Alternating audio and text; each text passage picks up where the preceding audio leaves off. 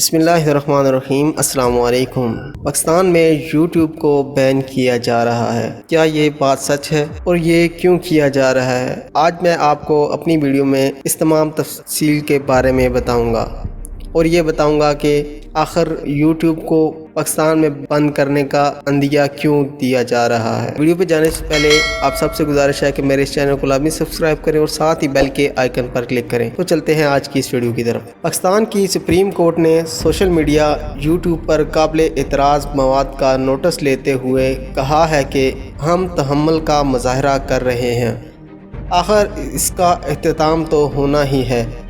بدھ کو فرقہ وارانہ جرم میں ملوث شوکت علی کی ضمانت کے مقدمے میں نوٹس لیتے ہوئے جسٹس قاضی امین نے کہا ہے کہ ہمیں آزادی اظہار رائے سے کوئی مسئلہ نہیں ہے، ہماری کارکردگی اور فیصلوں پر عوام کو بات کرنے کا مکمل حق ہے۔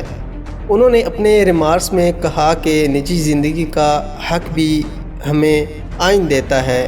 کیا ایف آئی اے اور پی ٹی اے نے دیکھا ہے یوٹیوب پر کیا کچھ چل رہا ہے اور کیا کچھ ہو رہا ہے؟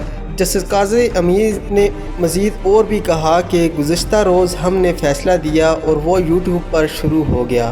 ہم تحمل کا مظاہرہ کر رہے ہیں، آخر اس کا اختتام تو ہونا ہی ہے۔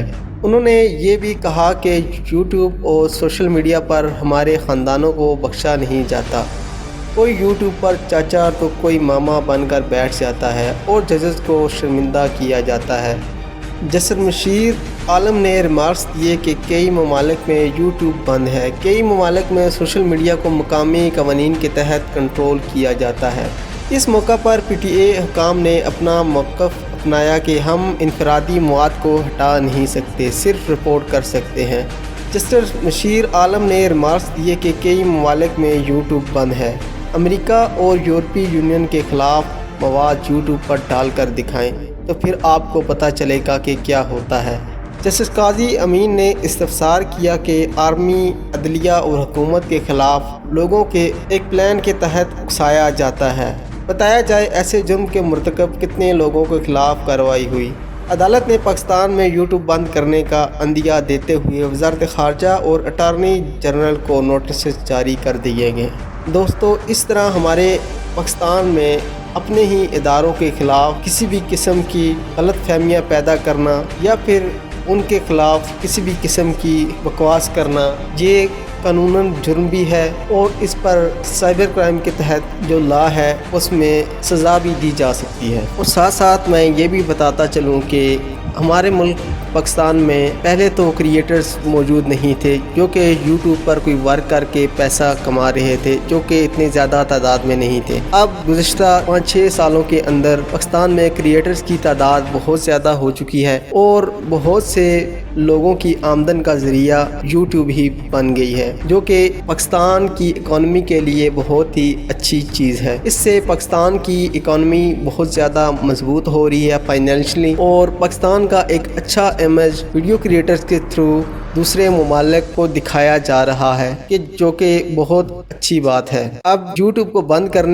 نہ کرنے کا فیصلہ تو سپریم کورٹ ہی طے کرے گی، اور میری ان کریٹرز سے گزارش ہے کہ جو ہماری عدلیہ یا ہمارے اداروں کے خلاف، کوئی بھی پاکستان کا ادارہ ہے اس کے خلاف اپنی ویڈیوز میں فالتو کی بکواس کرتے ہیں یا پھر انہیں برا بھلا کہتے ہیں، وہ کائنڈلی ایسا کام مت کریں، کیونکہ آپ کے اس کام کی وجہ سے بہت سے دوسرے لوگوں کے گھروں کا چولہا بند ہو جائے گا۔ آپ مجھے کمنٹس میں یہ بتائیں کہ کیا یہ جو سپریم کورٹ نے فیصلہ دیا ہے یوٹیوب بند کرنے کا، کیا آپ سب اس سے متفق ہیں؟